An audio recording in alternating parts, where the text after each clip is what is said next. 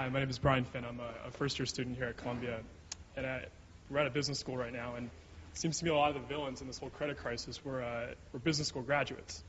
To what extent do you guys think that business schools like Columbia were, in some sense, responsible for what transpired in the credit crisis?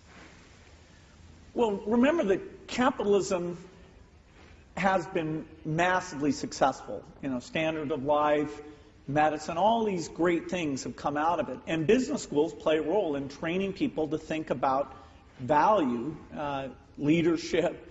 There's wonderful skills that are taught at great schools like this. And so the fact that, yes, we've had a crisis and we've dropped back, you know, maybe we wasted 2 or 3 years net because of the things that were done wrong, that doesn't say that business schools aren't performing a great service. You know, the case studies of this crisis will be taught here for decades to come, and so at least we'll get that benefit out of the pain we went through. Leverage is a very dangerous thing, and perhaps, you know, Warren talked about derivatives as weapons of mass destruction. That wasn't much heeded, and yet at the end of the day, what happened here was, particularly in the real estate sector, the notion of risk, that price would drop down and what that meant systemically for those instruments, it wasn't well understood. And the mass destruction followed as predicted.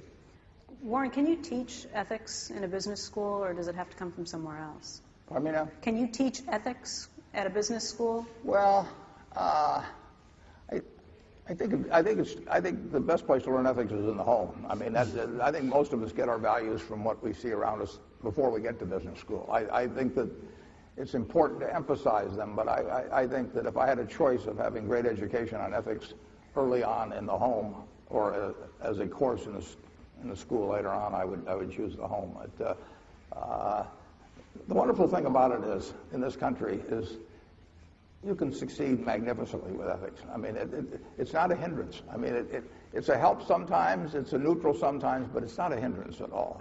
And to cut corners, you know, everybody here has a wonderful future. I mean, this is an economy you're going into that's so much better.